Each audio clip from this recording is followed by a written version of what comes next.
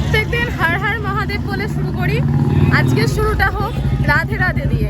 ট্রেনটার নাম বিবেক এক্সপ্রেস হলে কি হবে, ট্রেনের কোনো বিবেক নেই। গুড মর্নিং ফ্রেন্ডস, আবারও চলে এসেছি একটা নতুন ব্লগ নিয়ে। এই মুহূর্তে আর 10 মিনিটের মধ্যে আমরা নেমে যাবো দ্বারকা।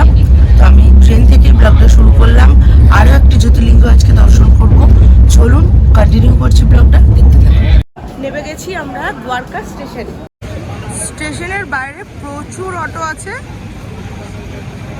মধু একটা অটোওয়ালার সাথে কথা বলছে, একটা হোটেলের দরকার আমাদের, কারণ আমরা দুরাত্রি ট্রেনে জার্নি করেছি আর যাব দ্বারকা দর্শন করতে। সমস্ত কিছুর জন্য একটা অটো দেখা যাবে। এখানে প্রচুর অটো দাঁড়িয়ে আছে, যারা আপনাদের পুরো মন্দির সারাদিনের জন্য দর্শন করে দেবে। ফাইনালি আমরা একটা অটো বুক করেছি, এই যে অটোওয়ালা ভাইয়া আর তানিয়া উঠে গেছে সামান নিয়ে। তো আমরা সারাদিনের জন্য অটোটা বুক করেছি। এখান থেকে আমাদের প্রথমে হোটেলে নিয়ে যাবে, হোটেল থেকে আমরা ফ্রেশ হয়ে দ্বারকা, দ্বারকাধীশ টেম্পল আর বেগ দ্বারকা আর নাগেশ্বর ধাম পুরো আজ সারাদিনের যা যা ঘুরবো পুরো উনি আমাদের সাথে থাকবেন। তো আমাদের পুরো ঘোরাতে নিচ্ছে হচ্ছে 1200 টাকা। আর এই হলো দ্বারকা স্টেশন, রেলওয়ে স্টেশন। কালকে সারাদিন ধরে ফ্রেশ হতে পারিনি একদম, ওখান থেকে এসেছি, দিয়ে দর্শন করেছি সোমনাথ, দেন তারপরে একদম ট্রেনে করে চলে এসেছি দ্বারকা। তো সারাদিন একদম প্যাকড আপ শিডিউল ছিল, ফ্রেশ হওয়ার একটুও সময় পাইনি। তাই জন্য আজকে সকালবেলা একটা রুম নিলাম কয়েক ঘন্টার জন্য, জাস্ট ফ্রেশ হবো বলে। তো এই হলো রুম, এই যে রুম। ও এখনই এসে চা খেতে শুরু করে দিয়েছে। হ্যাঁ, ওর শরীরটা একদম ভালো নেই। তো যাই হোক, আমরা ফ্রেশ হয়ে যাব হচ্ছে নাগেশ্বর জ্যোতির্লিঙ্গ দর্শন করব। আর আমাদের যেহেতু দ্বারকা এসেছি তাই দ্বারকা ধামটা দর্শন করব। আমরা রেডি হয়ে গেছি বেরোনোর জন্য, ফ্রেশ হয়ে নিয়েছি। নিচে অটোওয়ালা চলে এসেছে, আজ সারাদিনের জন্য বলেছিলাম একটা অটো বুক করেছি, তো সে চলে এসেছে অলরেডি। এবার আমরা রওনা দেব। আমরা অটোতে চেপে পড়েছি। আগে একটুখানি কিছু খাবার খাবো, তাই তো? হ্যাঁ, কিছু খাবার খেয়ে রওনা দেবো। কারণ এখান থেকে অনেকটা ডিস্টেন্স, বললো প্রায় 30-40 কিলোমিটার ডিস্টেন্স আছে। তো আমাদের পৌঁছাতেও ঘন্টাখানেক তো টাইম লাগবেই। আর ওই দিকের মন্দিরগুলো 12:30টার সময় বন্ধ হয়ে যায়। তো যত তাড়াতাড়ি সম্ভব আমরা ওদিকে যাই। এখন অলরেডি 9:30 পৌনে 10টা বেজে গেছে। চলে এসেছি ব্রেকফাস্ট করতে, কি পাওয়া যায় দেখি। কি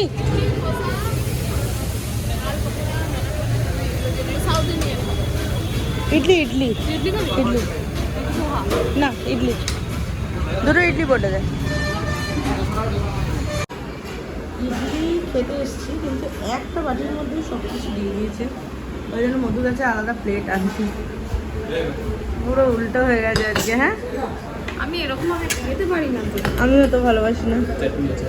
ঠিক আছে। আমি মানে এইসব একদম পছন্দ করি না। ইডলি খেতে ভালোবাসলে কি হবে, এইসব দিয়ে খেতে পারি না। আর সেটাই আজ করেছে। ওর কখনো কোনো জায়গায় এরকম কিন্তু করে না।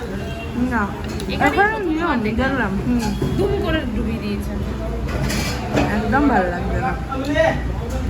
যাই হোক, নিয়ে যখন ফেলেছি তারপরে বেরোনো যাবে। অন্য না করতে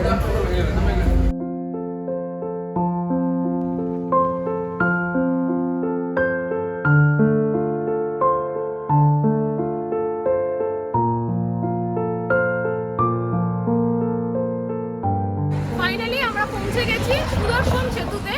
আর এই পথ দিয়েই আমরা এগিয়ে যাব বেগ দ্বারকা দর্শনের উদ্দেশ্যে। এই ব্রিজটা তৈরি করা হয়েছে আজ থেকে জাস্ট 7-8 মাস আগে। এর আগে এখানে আসার জন্য একমাত্র মাধ্যম ছিল বোটে করে মানুষ আসতো।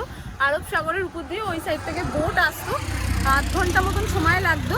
সেই বোটে করে মানুষ আসতো। এখন এই সড়ক পথটা হয়ে যাওয়ার ফলে অনেক সুবিধা হয়ে গেছে। এই হচ্ছে আমার পিছনে, খুব সুন্দরভাবে তৈরি করা হয়েছে ব্রিজটা। আর কি সুন্দর ওখানে ময়ূরের পালক দিয়ে ডিজাইন করে রাখা হয়েছে। আর এই হলো এখনও আন্ডার কনস্ট্রাকশনে আছে। খুব সুন্দরভাবে জিনিসটাকে ওরা অর্গানাইজ করেছে। প্রত্যেকদিন হর হর মহাদেব বলে শুরু করি, আজকে শুরুটা হোক রাধে রাধে দিয়ে। তার কারণ আমরা এখন পৌঁছে গেছি বেগ দ্বারকাতে। প্রনাউন্সিয়েশন। তো আমরা জাস্ট মন্দির দর্শন করে বাইরে এসেছি, খুব সুন্দর দর্শন হলো। আধ ঘন্টা মতন সময় নিল দর্শন কমপ্লিট হতে। আর যেটা এখানে এসে সবচেয়ে ভালো লাগছে, আমরা জুতো, মোবাইল, ব্যাগ এগুলো রাখার জন্য গেছিলাম। তো যখন ওনারা শুনলেন যে আমরা 12টা জ্যোতির্লিঙ্গ আর 4 ধাম দর্শনের উদ্দেশ্যে বেরিয়েছি, তখন ওনারা আমাদের থেকে কোনো রকম টাকা পয়সা না নিয়ে ফ্রিতে পুরো জিনিসটা রাখার জন্য পারমিশন দিল। তো যেটা আমাদের কাছে এই ট্যুরে এই প্রথমবার তো ঘটলোই, এর আগে কনসেশন অনেকেই করেছে কিন্তু পুরো ফ্রি করেনি। তো যাই হোক, খুব ভালোভাবে দর্শনও কমপ্লিট হলো। এখন আমরা একটু এখানে খুব জল তেষ্টা পেয়ে গেছে। অ্যাকচুয়ালি আমরা ভেতরে প্রসাদ খেয়েছি কিন্তু জল খাওয়া হয়নি। তো একটুখানি জল খেয়ে তারপরে আমরা নেক্সট ডেস্টিনেশন, যে আমাদের মেন জ্যোতির্লিঙ্গ যে দর্শন করছিলাম, সেই নাগেশ্বর জ্যোতির্লিঙ্গ দর্শনের জন্য আমরা রওনা দেব। মেন মন্দির যাওয়ার জন্য স্ত্রী এবং পুরুষের জন্য লাইন আছে, এখান দিয়ে যেতে হবে। আর এই হলো আরও টিকিট কাউন্টার, ব্যাগ রাখার, মোবাইল রাখার আরও জায়গা। আর মেন মন্দিরের যে চূড়া, সেটা একটু এখান থেকে দেখা যাচ্ছে। ওই যে হচ্ছে মেন মন্দিরের চূড়া। এরা চুল ঠিক হচ্ছেই না, কি অবস্থা হয়ে গেছে, ভালো লাগছে তো চুল কুচকে গেছে, কুচকানো চুলও কুচকে যাচ্ছে, কি অবস্থা তোর। আমরা একটা জায়গায় খেতে এসেছি, কারণ এখান থেকে নাগেশ্বর মোটামুটি 25 কিলোমিটার মতন। তো অনেকটাই সময় লাগবে 25 কিলোমিটার কভার করতে। তো তাই জন্য আগে আমরা খাওয়া দাওয়াটা কমপ্লিট করে নিচ্ছি। আর নাগেশ্বরের ওখানে কোনো খাবার দাবার নেই, এর আগে খাওয়া দাওয়ারের অপশন অতটা নেই। তো তাই জন্য আমরা এখানেই আজকে লাঞ্চটা করে নিচ্ছি, তারপরে আমরা নাগেশ্বরের দিকে যাই। আমরা অর্ডার দিয়েছিলাম প্লেন পোলাও আর পনির। পোলাওটা কেমন? পোলাওটা পুরো ঘ্যাট একদম স্পাইসি। ঝাল কে দেয় পোলাও? মানে হচ্ছে সুইট একটা ডিশ, এত ঝাল কে দেয়? মাথাটা আমার পুরো গরম হয়ে গেছে। প্রথমে দিয়েছিল, আমি সঙ্গে সঙ্গে আমি মুখে তুলে বলছি রে কি দিয়ে, ওরা চিনি দিয়ে কি করলো, ঘ্যাট পাকিয়ে নিয়ে আবার চলে এলো। বললাম নর্মাল রাইস দিতে, এটার পেমেন্ট আমি করে দেবো বললাম, দিয়ে নর্মাল রাইস দিতে বললাম, তাও না, এটা কি এবার কি ঘ্যাট পাকিয়ে নিয়ে চলে এলো। ভালো লাগে না, আর ভালো লাগে না খাবার, আমি আর কথাই বুঝছো না।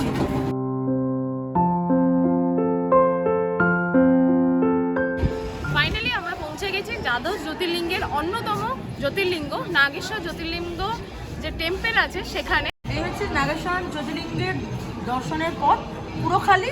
চলো আসো ভেতরে, যতক্ষণ দেখানো যায় অবশ্যই দেখাবো। এটি হলো মূল মন্দির।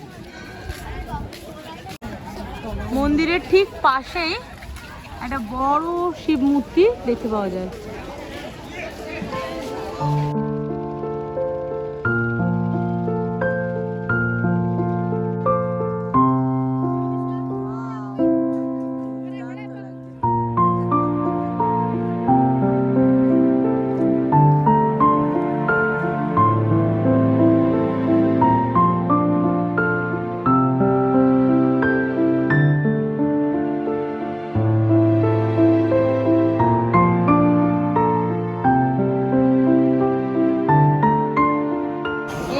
নন্দী এখানেই বসে আছে, সামনে সত্যিকারের নন্দী বসে।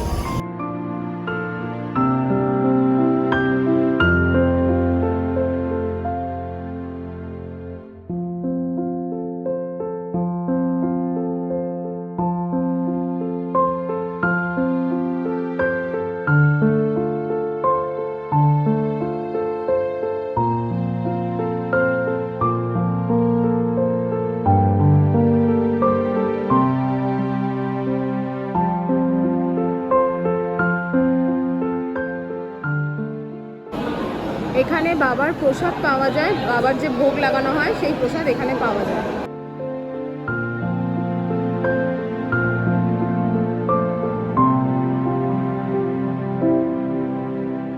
আমরা এই মুহূর্তে বসে আছি মন্দিরের একদম ভিতরে, সামনেই রয়েছে বাবা, আর আমরা দুজনে এখানে বসে আছি। এখানে বাইরে লেখা রয়েছে যে ফটোগ্রাফি ভিডিওগ্রাফি কোনো রকম অ্যালাউ নেই, কিন্তু কোনো রকম সিকিউরিটি নেই, কারণ সবাই এখানে ফটো তুলছে, ভিডিও তুলছে।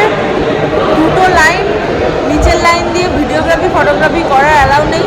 ঠিক তার একটা স্টেপ, মানে সিঁড়ির একটা স্টেপ নিচে, একটা স্টেপ ওপরে, পরের স্টেপটা থেকে ভিডিওগ্রাফি ফটোগ্রাফি দুটোই অ্যালাউ করছে। জানি না কী নিয়ম, দেখো অবাকই হলাম যে নিচের স্টেপটা থেকে ফটো তুলতে দিচ্ছে না, ওপরের স্টেপটা উঠে গেলেই ফটো তুলতে দিচ্ছে। যাই হোক, আমরাও ফটোগ্রাফি ভিডিওগ্রাফি করলাম, ভালোই লাগলো। আর আমাদের এই দর্শনের সঙ্গে সঙ্গে 7 নম্বর দর্শন, 7 নম্বর জ্যোতির্লিঙ্গ দর্শন কমপ্লিট। আমরা মন্দির থেকে এসে হোটেলে কিছুক্ষণ রেস্ট নিয়েছিলাম, কারণ আজকে রাত্রিবেলা আমাদের ট্রেন আছে। ট্রেনে আমরা ফিরবো হচ্ছে বরোদা, কিন্তু বরোদা ডাইরেক্ট ট্রেন আমরা পাইনি।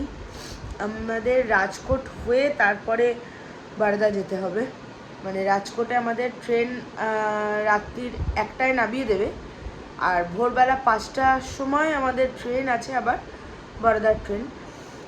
তো এত শরীর খারাপ লাগছিল আমার, অ্যাকচুয়ালি আমার শরীরটা সত্যিই ভালো নেই। শরীরটা এত খারাপ লাগছিল যে আমরা এসে রেস্ট নিয়েছি, ঘুমিয়ে পড়েছিলাম। তো এখন উঠেছি, এখন 7টা বাজে, আমরা কিছুক্ষণের মধ্যেই এখান থেকে রেডি হয়ে বেরিয়ে যাব।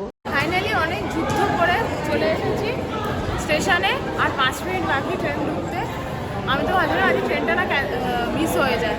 এক তো ঘুম থেকে উঠতে লেট হয়েছে, তারপরে খাবার নিতে গেছি, সেখানেও প্রচুর টাইম কেটে গেছে। তো যাই হোক, ফাইনালি এখানে এসে পৌঁছে গেছি, ট্রেন আসুক।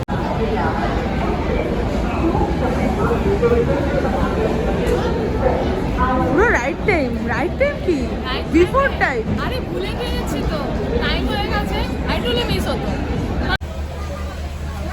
অনেক বছর আগে নন এসিতে ট্রাভেল করবো, টিকিট পাইনি। ট্রেন ছেড়ে দিয়েছে, আর এদিকে আমাদের ডিনার শুরু। পুরি সবজি, তাই তো?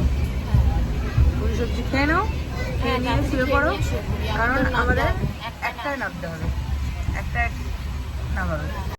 এখন বাজে 1:32, আর আমরা নেমে গেছি রাজকোট স্টেশনে। এরপরে আমাদের ট্রেন কটায়?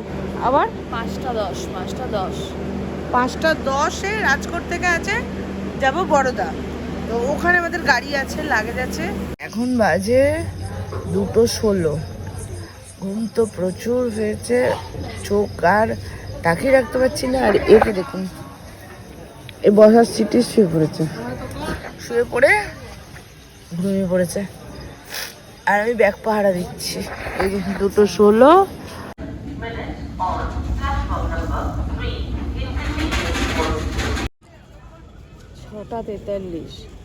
আমাদের ট্রেন ছিল বিবেক এক্সপ্রেস 5:10-এ, রাজকোট থেকে ছিল, কিন্তু এখন ঘড়িতে অলমোস্ট 6:43।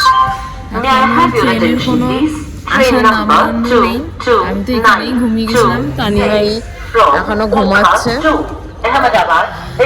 যা খবর, ট্রেন এখনো 3 ঘন্টা মতো লেট। এখানে আস্তে আস্তে মোটামুটি 8:30 হবে।